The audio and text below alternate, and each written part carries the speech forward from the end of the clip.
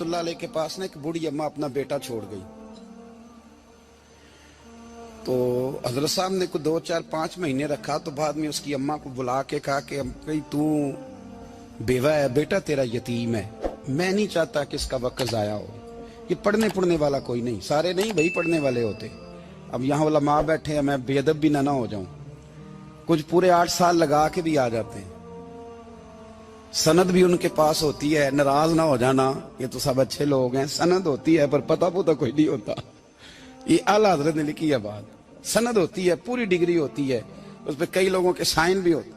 تو بہت سارے طالب علم ایسے ہوتے ہیں جو مدارس میں کہتے ہیں میں فاضل فلاں ہوں, لیکن کوئی شے پاس. تو مولانا سردار احمد صاحب محدث اعظم پاکستان رحمۃ اللہ علیہ اس بوڑھی کو کہنے لگے تیرا بیٹا کون دینا ہے, پڑھنا پڑھانا اس نے کچھ بھی نہیں, تو یتیم بچہ ہے, کل کو تو کہے گی کہ میرے بیٹے نے وقت ضائع کیا تو واپس لے جا. بوڑھی اماں رونے لگ گئی, کہنے لگی میں پڑھانے تو نہیں لائی تھی, میں تو آپ کو رب کا ولی سمجھتی ہوں, میں تو نوکری کرانے لائی تھی. نوکری. حضرت انس بن مالک کہتے ہیں میری اماں بھی حضور کی بارگاہ میں دے گئی تھی. حضور کی بارگاہ میں یہ نہیں کہا تھا کہ یا رسول اللہ پڑھا دیں, ہاں میں ذمہ داری سے بات کر رہا ہوں. یہ نہیں کہا تھا حضور مجاہد بنا دیں. یہ تھوڑی کہا تھا کہ یا رسول اللہ صلی اللہ تعالی علیہ وسلم سے مفسر محدث محقق مفتی بنا دیں. حضرت انس کی اماں کہہ گئی تھی سونیا جب تک یہ رہے گا نا آپ کی نوکری کرے گا, یہ گھر کے کام کاج کرے گا, ڈیوٹی کرے گا. حضور یہ آپ کی نوکری کرے گا. تو میرے محبوب نے پھر دعا کر دی, اللہ اسے برکت عطا فرما. تم سمجھتا ہے خدمت والا خالی رہ جاتا ہے؟ جتنا ذائقہ خدمت والے کو ملتا ہے, جو اس کے نصیب میں آتا ہے, وہ کسی کا نصیب کہاں بھائی. حضرت انس کہتے ہیں حضور نے دعا کر دی برکت کی. مجھے تو کھیتی باڑی آتی بھی نہیں تھی, پر لوگوں کے باغ میں سال میں 1 دفعہ پھل لگتا تھا, میرے باغ میں 2 دفعہ لگتا تھا. حضور نے دعا کر دی یا اللہ اسے اولاد دے. فرماتے ہیں میرے بیٹے, میرے پوتے, میرے نواسے, میری بیٹیاں. فرماتے ہیں میں زندہ ہوں اور میری 100 اولادیں موجود ہیں. پریشان ہو گیا 100 سن کے کہ بچے 2 ہی اچھے, 100 اولادیں میری موجود ہیں. حضرت انس بن مولانا سردار احمد صاحب کے پاس نا چھوڑ گئی بچہ. کہنے لگی حضرت جی میں کو پڑھانے کے لیے تھوڑا چھوڑ گئی ہوں, میں تو اس لیے چھوڑ کے گئی ہوں کہ آپ مہربانی کریں خدمت کرائیں. تو حضرت جی کہنے لگے کوئی ایسا کام ہی نہیں, خدمت والا کیا کراؤں. کہنے لگی پٹھے پوا لیا کرو. جی ہن لڑ پیندے نے, کہنے نے بچے کام کر دیں مدرسے دا. حالانکہ اب کہاں بچے کام کرتے ہیں, اب تو گزر گیا دور, اب تو بچے کام کراتے ہیں. اب بچے بھی ناراض ہو رہے ہیں, گور گور کے دیکھ رہے ہیں. صحیح پہ رہا ہوں آپ کو, بچے کام کراتے ہیں, بچے کہاں کام کرتے. کہنے لگی یہ چارہ ڈالے کرے گا آپ کی بھینسوں کو. تو حضرت نے اس کو کہا کہ بی بی چارہ میری بھینسوں کو ڈالنے کے لیے میں نے بندہ رکھا ہوا ہے, تو جا لے جا. کہنے لگی ہاتھ باندھ کے حضور مہربانی کریں رکھ لیں, چارہ ڈالے گا. اور پتر توجہ سے چارہ ڈالنا حضرت کی بھینسوں کو. رونے لگی. حضرت نے رکھ لیا, مہینے کا خرچہ بھی دیتے. شام کو نا وہ سارا دن کام کرتا, شام کو آ کے پیروں میں بھی بیٹھ جاتا. حضرت جی لائیں تیل تھوڑا سا, پیر نہ دبا دوں. 8 سال ساتھ والے پڑھتے رہے, یہ بیچارہ نوکری کرتا رہا. میرا روپ بھی نہیں تے میرا رنگ بھی نہیں, اور مینو یار منان دا ٹنگ بھی نہیں. کبھی کبھی نا حضرت بلال حبشی فارغ ہوتے نا تو نبی پاک کی بارگاہ میں عرض کرتے حضور کوئی کام تو نہیں, سارے ہو گئے, حضور جاؤں ذرا. چلے جاتے. ایک دن سلمان فارسی کہنے لگے یا رسول اللہ یہ بلال کہاں جاتا ہے. فرمایا جا دیکھ کے تو آ. حضرت سلمان واپس آئے تو آ کے رونے لگے. کہنے لگے سونیا جب یہاں سے جاتا ہے نا تو جا کے سیدہ فاطمہ کی چکی پیسنی شروع کر دیتا, بی بی صاحبہ کے کام کرنے لگتا ہے. گھر میں جا کے اسنین کی ڈیوٹی کرتا ہے, وہاں بھی کام یہاں بھی کام. وہ چارہ ڈالتا رہا, اس نے چارہ ڈالا. حضرت محدث اعظم کی بھینسوں کو دستار فضیلت کا وقت آ گیا, سارے پگڑیاں سجا کے آ گئے, آج دستار ہوگی. یہ نہ پیچھے ہو کے بیٹھ گیا, چونکہ پڑھا ہی نہیں تھا تو دستار کاہے کی. دستار تو اس کی جو پڑھے گا, ہم نے تو پڑھا ہی نہیں, ہم نے تو یار پڑھا, گھر پڑھا, ڈیوٹی کری. حضرت محدث اعظم رحمت اللہ علیہ کے ہاں جب اعلان ہونے لگا نا کہ اب دستار ہوگی, تو حضرت نے پہلا اعلان اس کا فرمایا. تو مجھان اللہ بندہ کپڑے بھی کدی کدی بدل دے نا. وہ کہتا ہے جس حال میں بھی تھا میں پلٹ کے دیکھنے لگا کہ پڑھا پڑھایا تو ہے, کوئی شے نہیں. یہ ماجرا کیا ہے. پیچھے سے اٹھ کے آئے, تو کہتے ہیں باقیوں کی دستار کسی عالم نے کی, کسی صوفی نے کی, لیکن یہ بھینسوں کو چارہ ڈالنے والا جب آیا تو محدث اعظم نے فرمایا پگڑی کے بال کو کوئی ہاتھ نہ لگائے, یہ ساری دستار میں نے کرنی ہے. اور فرماتے ہیں حضرت بال بھی دیتے جاتے تھے اور آنسو بھی بہاتے جاتے تھے, ماتھا بھی چومتے تھے اور فرماتے تھے دستار کے بعد چلا تو نہیں جائے گا یار, مجھے تو عبادت بھی نہیں رہ گئی, مجھے تو چابیوں کو بھی نہیں پتا کون سی کہاں رہتی ہے, جائے گا تو نہیں تو رو پڑا, کہنے لگا سوڑیا جائے تو وہ جس کے پلے کوئی شے ہو, آتا جاتا تو ہے کچھ نہیں, مجھے کس نے رکھنا ہے, میں نے کہاں جانا ہے, ادھر کہاں تو ادھر ہی رہوں گا. اس طالب علم کے سارے استاد بھائی کہتے ہیں اس نے دستار کرائی, پڑھا پڑھایا کچھ نہیں, پر جو مسئلہ اڑ جاتا تھا نا, وہ جو اڑ جاتا تھا نا, وہ جا کے اس سے پوچھتے تھے تو کتابیں کھولنے کی ضرورت نہیں پڑتی تھی. حضرت ام سلمہ رضی اللہ تعالیٰ عنہ کہتی ہے میں نے عرض کی یا رسول اللہ صلی اللہ علیہ وسلم میری بچی بڑی بیمار ہے, تو مجھے کسی نے کہا ہے یہ تھوڑی سی نشے والی چیز ہے, یہ بنا کے تیار کر کے دو صحیح ہو جائے گی, بیمار ہے بچی تو یہ نشے والی چیز ہے, اس کو تیار کر کے دو, تھوڑا نشہ ہے. اگرچہ بعض, میں نے شروع میں کہا, بعض لوگ مریض کو, سخت مریض کو ایسی ادویات جو مجبوری بن جائے اس کی گنجائش اور اجازت دیتے ہیں. محتاط علماء تو اس میں بھی بہت ساری چیزیں پہلے بیان کرتے, لیکن اس نے کہا جی میرا نشہ دینا ہے شفا کے لیے. حضرت ام سلمہ کہتی ہے میرے نبی پاک نے میری طرف دیکھا, میری طرف, تو میں نے کہا یا رسول اللہ آپ کیا فرمانا چاہ رہے ہیں؟ تو نبی پاک نے فرمایا ام سلمہ کبھی ناپاک چیز میں بھی شفا ہوئی ہے, کبھی ناپاک چیز میں بھی, کبھی شراب اور خمر میں بھی شفا ہو سکتی ہے. شفا رب کریم نے رکھی ہے پر شہد کے اندر رکھی ہوئی ہے, شفا اللہ نے رکھی ہے قرآن مجید میں رکھی ہوئی ہے, تو اس میں بھی کبھی یہ حضور نے بیان کیا ہے کہ اس کے اندر شفا ہو سکتی, تو امت کتنی دلیری کرتی ہے جو یہ مشورے دیتی ہے کہ اس کے اندر نشہ ہے, شراب ہے, تو کھانسی چلی جائے گی تو فلانی بیماری چلی جائے گی. نہ آؤ ان چیزوں پہ, نہ اپنے ایمان کو خرابی دو, اور نہ ایسی باتیں کرو جس سے کہ ڈائریکٹ رسول اللہ صلی اللہ علیہ وسلم کے واضح ارشادات کی مخالفت ہو. میرے نبی پاک صلی اللہ علیہ وسلم نے فرمایا, اور پھر کچھ لوگ کہتے ہیں تھوڑی پی ہے جی. اب تو میں تجزیے میں پڑھ رہا تھا کہ ایسی شراب ایجاد ہو گئی ہے, لوگ شراب پیتے ہیں اور وہ مست بھی رہتے ہیں, کار بھی چلاتے رہتے ہیں, کہتے ہیں جی نہیں ہمارا ذہن معاف نہیں ہوا تو یہ والی صحیح ہے, نشہ نہیں لاتی. میرے نبی پاک صلی اللہ علیہ وسلم نے فرمایا جس چیز کی تھوڑی مقدار, زیادہ مقدار حرام ہے اس چیز کی تھوڑی مقدار بھی حرام ہے, جس کی زیادہ مقدار حرام ہے اس کی تھوڑی بھی. تو خمر اور شراب اگر فل پینا جائز نہیں تو تھوڑی پینا بھی جائز, یہ حرام ہے اور حرام تھی اور قیامت تک حرام ہی رہے گی. میرے نبی پاک صلی اللہ علیہ وسلم نے منع کیا اور حضور نے اظہار ناپسندیدگی فرمایا, فرمایا 40 دن تو عبادت ہی قبول نہیں ہوتی شراب پینے والے جب تک سچی توبہ نہ کرے. یہ لفظ جب ادا کرتا ہوں تو شرم سے میری زبان لڑکھڑاتی ہے کہ یار درباروں پہ بھی نشہ بکتا ہے.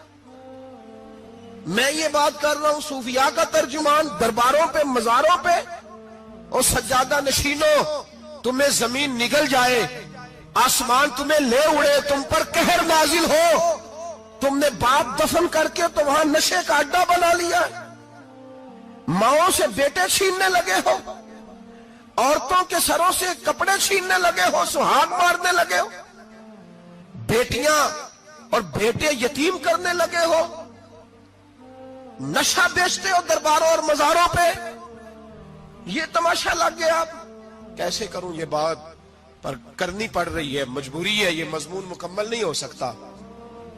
بند کر دیں وہ دربار, ہمیں نہیں چاہیے جن درباروں پہ نشہ بکتا ہے. میں ذمہ داری سے کہہ رہا ہوں, بات ریکارڈ ہو رہی ہے. جوتے کی نوک پہ وہ سجادہ نشین جو امت کو ڈرگز دیتا ہے,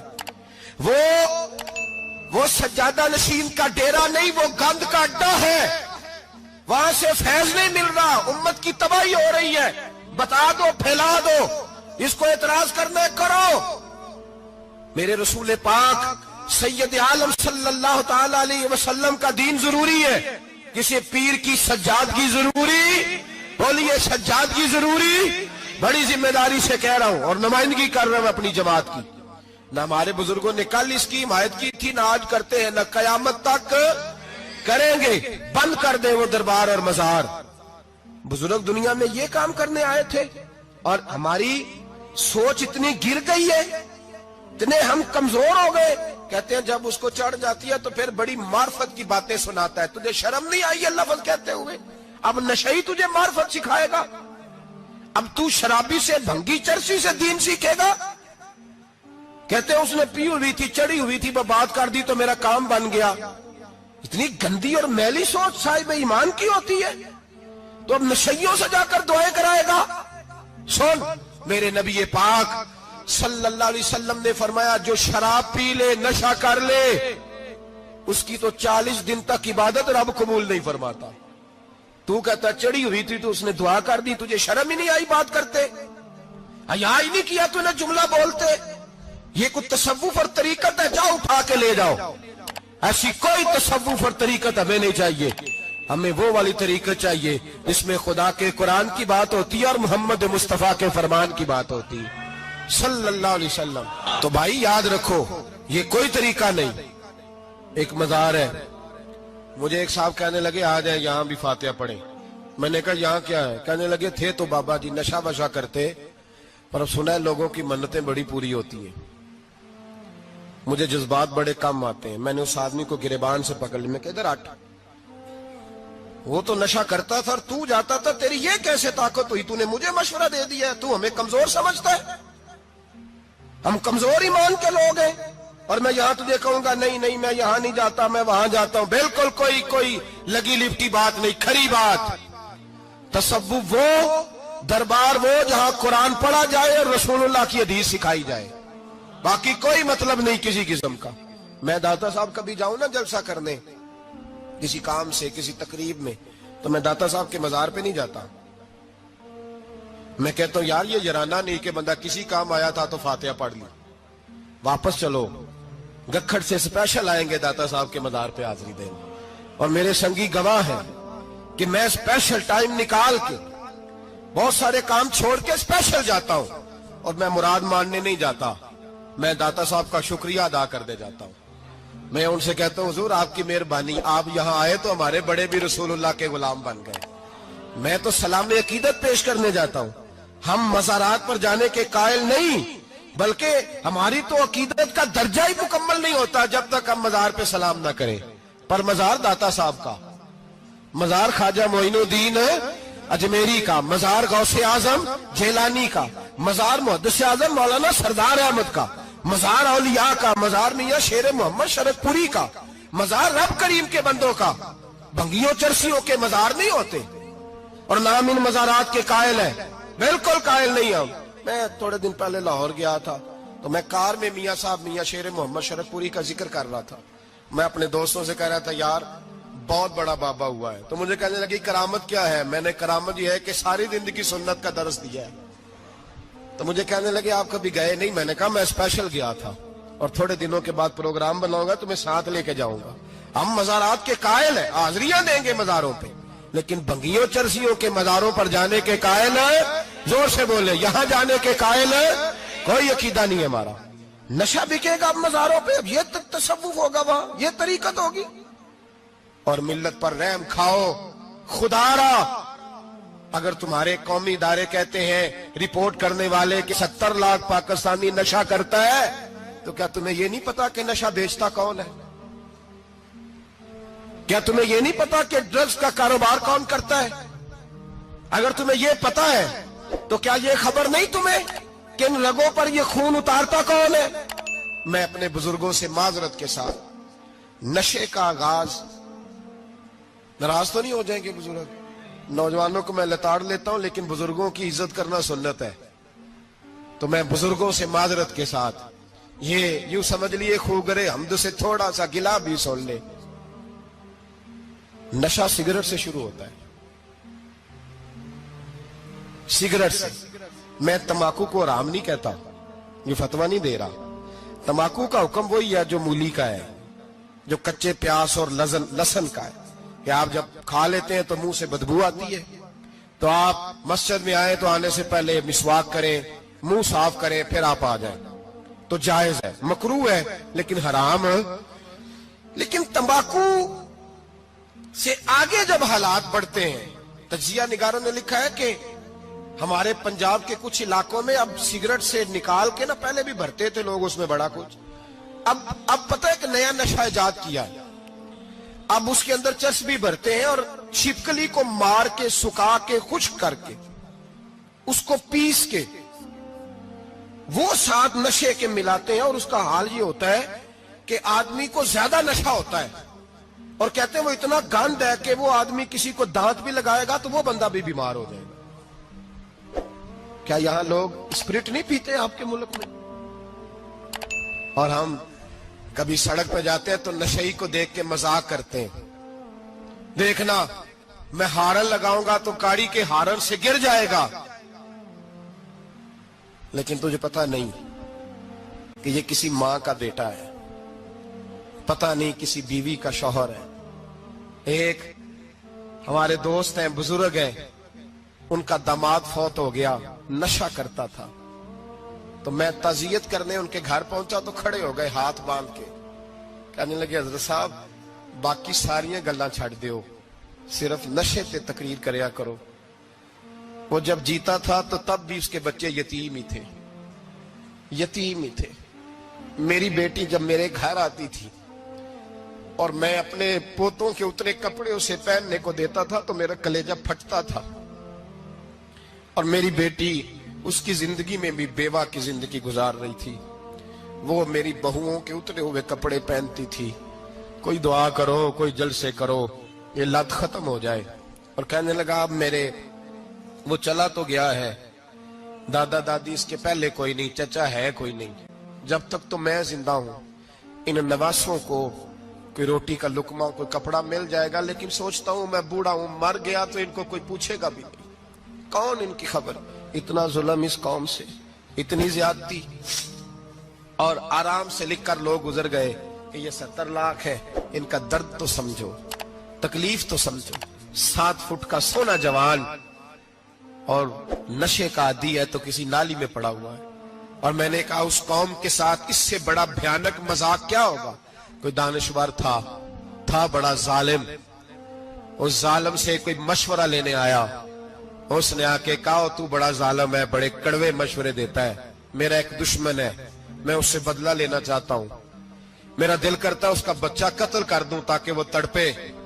تو ظالم نے کہا اسے قتل نہ کر, وہ تو اس کا باپ 2-4 مہینے رو کے چپ کر جائے گا, پھر میں سخت سزا دینا چاہتا ہوں, مشورہ دے. تو اس نے کہا اس کے بچے کو نشے پہ لگا دے, جس کا بچہ نشہ کرے گا وہ باپ روز مرے گا, روز جیے گا, وہ ماں روز مرے جیے گی, نشے پہ لگا دے. اس قوم کے ساتھ سب سے بڑا ظلم یہ ہوا کہ ملت کا جوان نشے پہ لگ گیا, ڈرگز پہ لگ گیا.